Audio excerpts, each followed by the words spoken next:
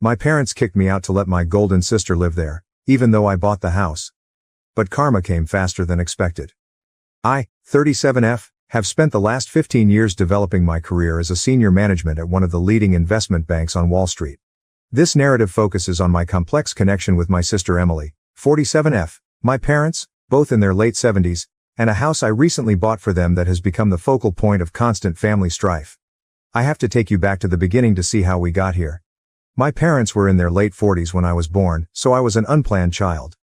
My mother would frequently tell me that they already had Emily, who was 10 years old at the time, and that she was more than enough. She did not say this with malice, but rather in a tone that somehow made it worse. She would say, "We didn't plan for you," as she was arranging Emily's extracurricular activities or putting together her college application paperwork. These innocuous comments, which served as a constant reminder of my position as an afterthought in our family, shaped the background of my early years. I might not even be here if it weren't for my maternal grandparents' persistence. My parents saw me as a burden they hadn't requested, but they were thrilled about the possibility of having a second grandchild. I was an afterthought in my parents' lives, and that was evident right away. They had the same ritual every morning when they dropped me off at my grandparents' place. My father would say to my grandfather, "You wanted her," as he got ready to go for work, keys jingling in his palm. "She's all yours." My grandparents' house turned into my true home, a haven where I felt genuinely loved and wanted. They made sure I was fed and taken care of, picked me up from school, helped me with my homework, and took me to the park. I would spend hours learning about numbers and problem solving from my grandfather, a retired math professor. He'd say, "Numbers never lie." These lessons will subsequently influence my professional choices in ways I could not have predicted at the time, such as they tell stories more honest than people do. At their kitchen table, my grandma would assist me with my schoolwork every afternoon, ensuring that I fully grasped each idea. Her patience appeared limitless. She had taught high school before retiring. She would add, "Knowledge is the one thing nobody can take away from you," in a forceful yet kind manner. She also taught me to cook as a means of expressing my creativity and love, rather than as a chore.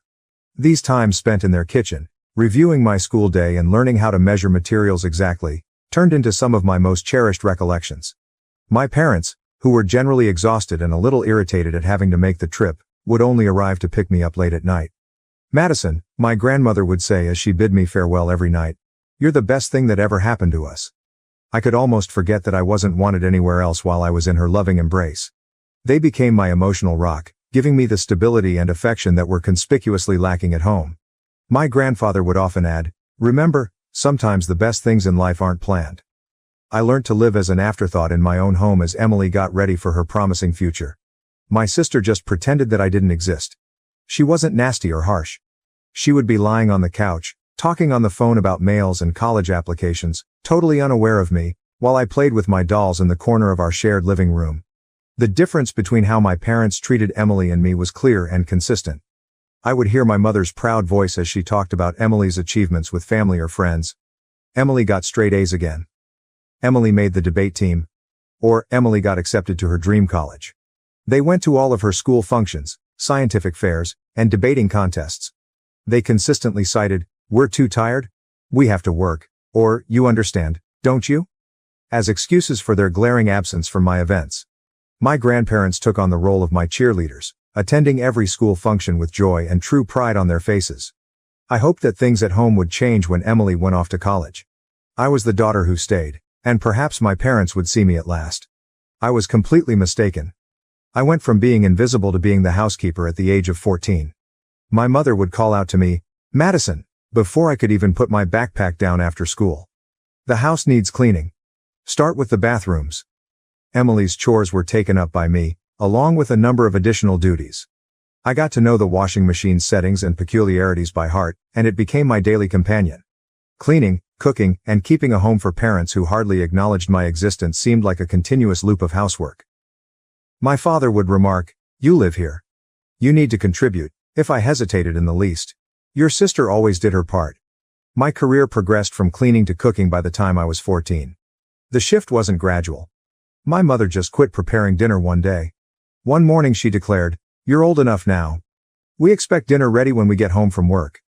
I maintained a stellar academic standing in spite of the taxing domestic responsibilities. My teachers encouraged me to compete in a variety of academic events after noticing my ability for economics and mathematics. In order to help me get ready, my grandfather would dedicate extra time to teaching me complex ideas that were way above my grade level. He would exclaim, "You have a gift with numbers," with pride shining in his eyes. "Don't let anyone tell you otherwise." Dreaming about college was the only way I could get away. I would go to my room every night after doing the dishes and go through university websites. I would see myself traversing several campuses, distant from the never-ending tasks and chilly quiets. I was rewarded for my diligence in school.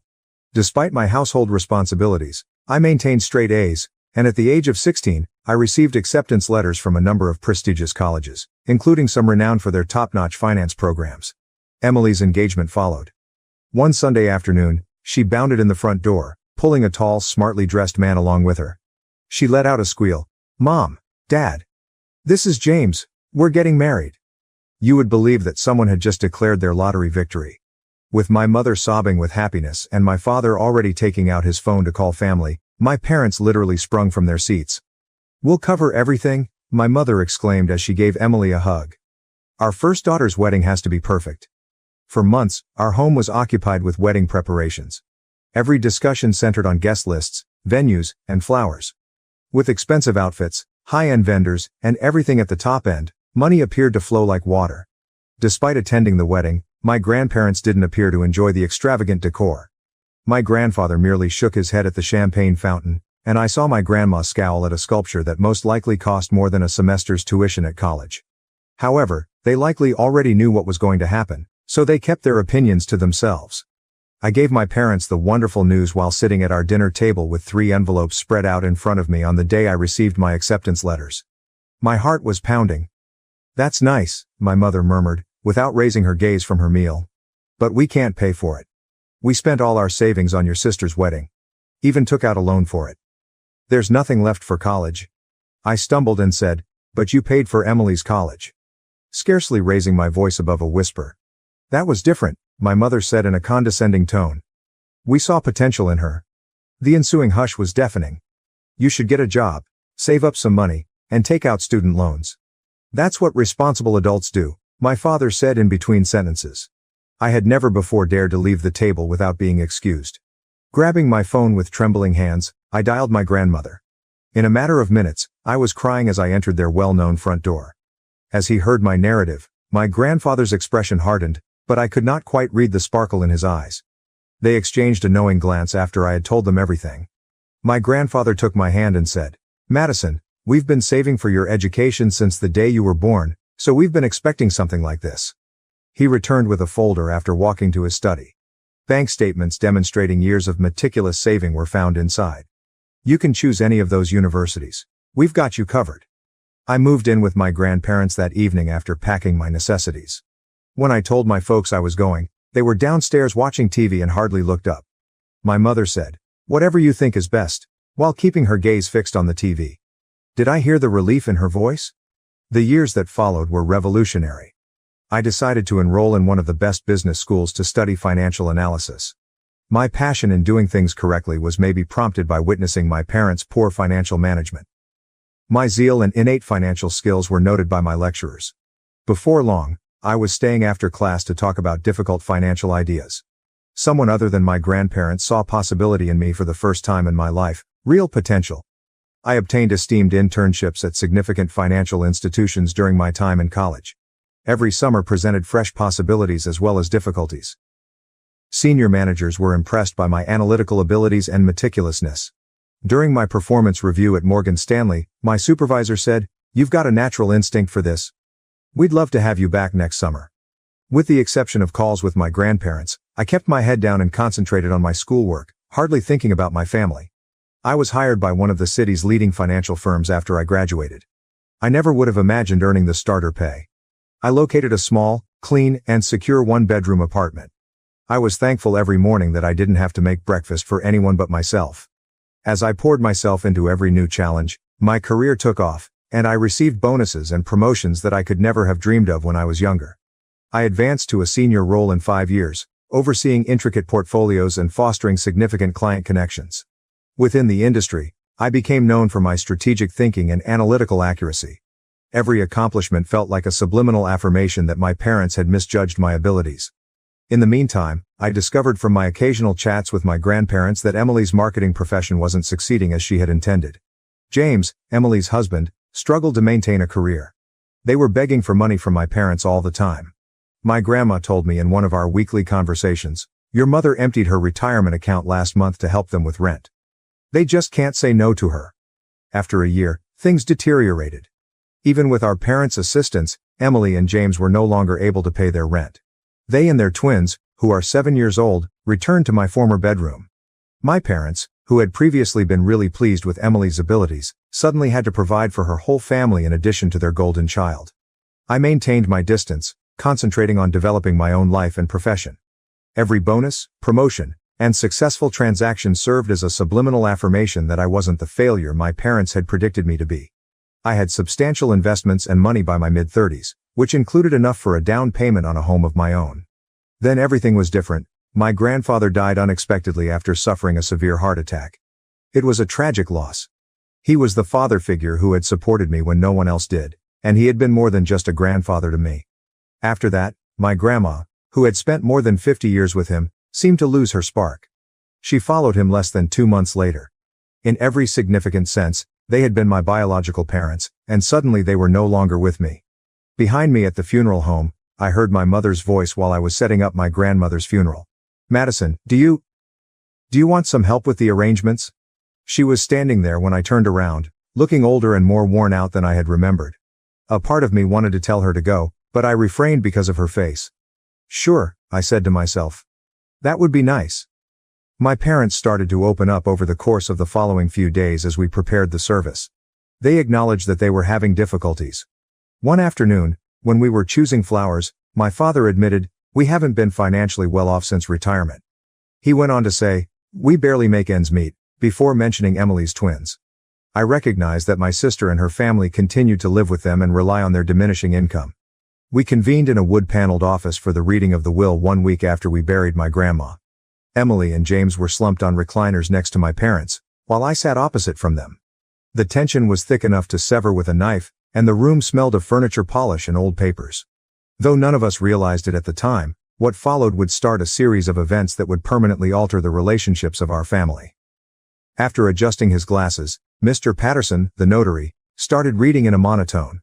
I anticipated the standard legalese, but what followed made everyone take notice.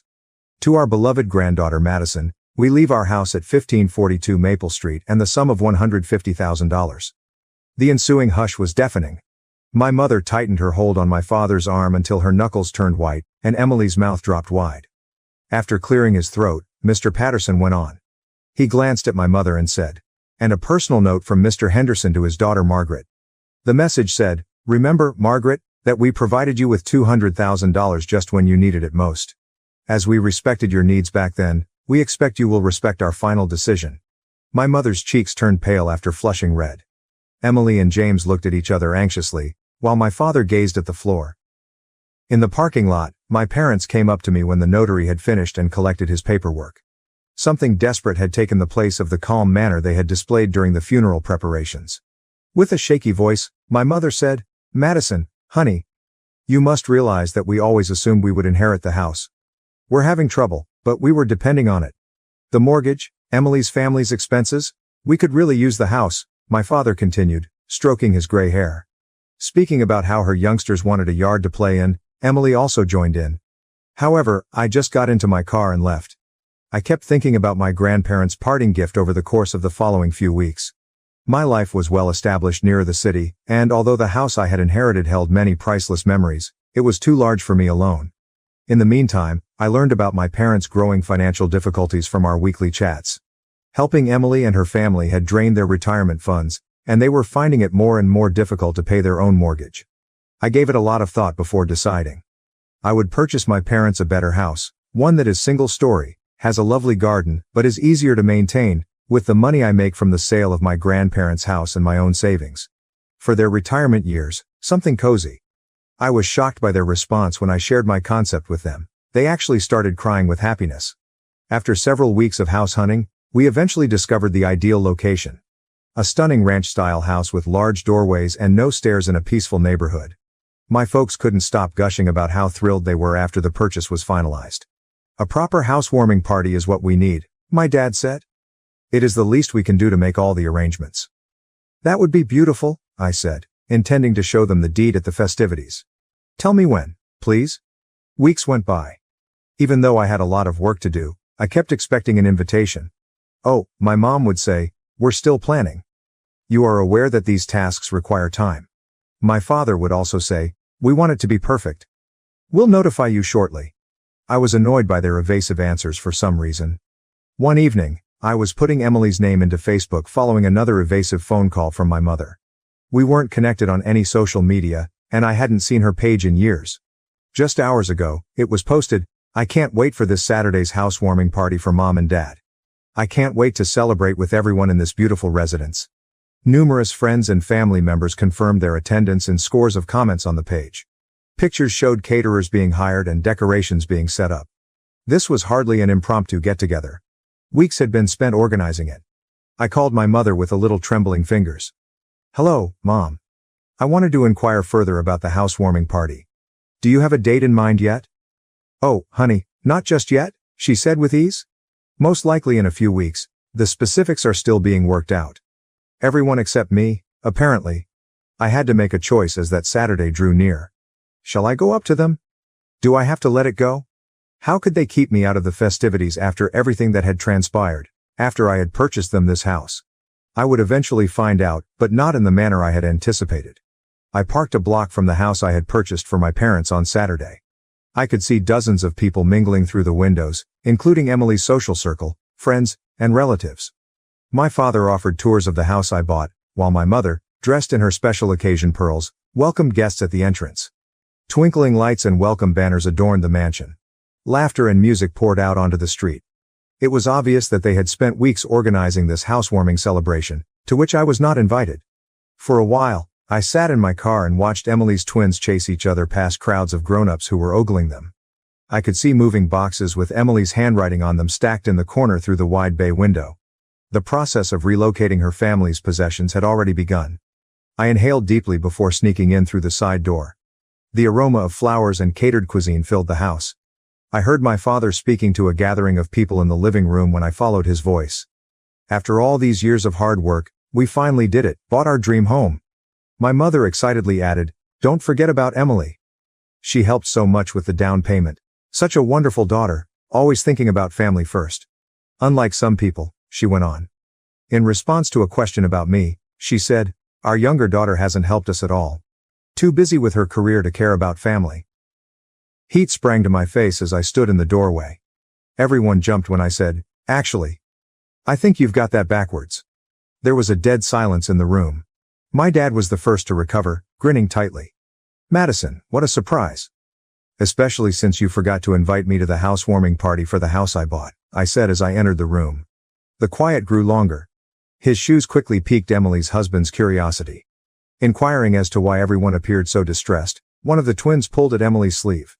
You bought it, yes, but it's ours now? You can't expect eternal gratitude, my mother said with a hint of abrasiveness. With the heads nodding around him, my father added, that's right, gaining confidence. And frankly, you're not welcome here. This is a family gathering. And Emily and her family will be living here too, my mom said. They've already sold their house. It's all arranged. The twins need a stable home. I extracted a folder from within my bag. I remarked, you seem to be confused about something, and held out the ownership and deed documents. This house belongs to me. I never signed it over to you. The color of my mother's face changed from pale to ashen. My father began to ramble on about his responsibilities to his family. Emily's self-assured grin broke when she became aware that her preparations were failing. Despite my shaking palms, I continued. I was planning to give it to you tonight, maintaining a firm voice. I thought this could be a fresh start for all of us. Instead, you've shown me nothing has changed. When my mother said, you can't do this, her voice became a screech. We're your parents. No, I said softly. You're just the people who gave birth to me. My real parents, my grandparents, taught me that family means more than blood. They also taught me about finances, which is why I own this house and you don't. I turned to speak to the astonished visitors. I'm sorry, but this party is over. This is my house, and I'm asking everyone to leave. My parents, Emily, James, the twins, and all of their guests departed in tears. From the porch, I observed them driving off one by one until the street was deserted. In the yard, the ornamental lights continued to sparkle mockingly. Inside, half-empty drinks and discarded food plates covered every surface. The house, which was supposed to be my gift of reconciliation, ended up being the last straw in our relationship. A few weeks later, I found out that they had purchased an apartment using the proceeds from the sale of their previous home. 3 generations crowded into a 2-person apartment when Emily, James, and the twins moved in with them. They tried calling me all the time at first. Their voicemails varied between angry accusations. "You've become so heartless, just like your grandparents warned us you would."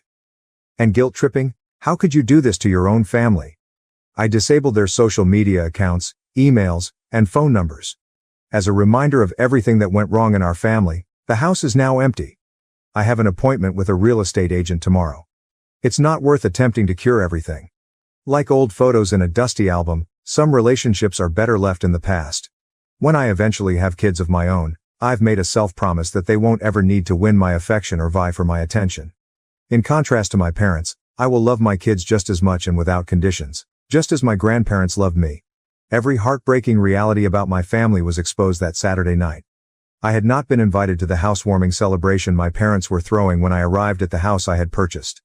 Dozens of visitors, catered food, and, most telling of all, moving boxes with Emily's handwriting strewn around were all visible through the windows.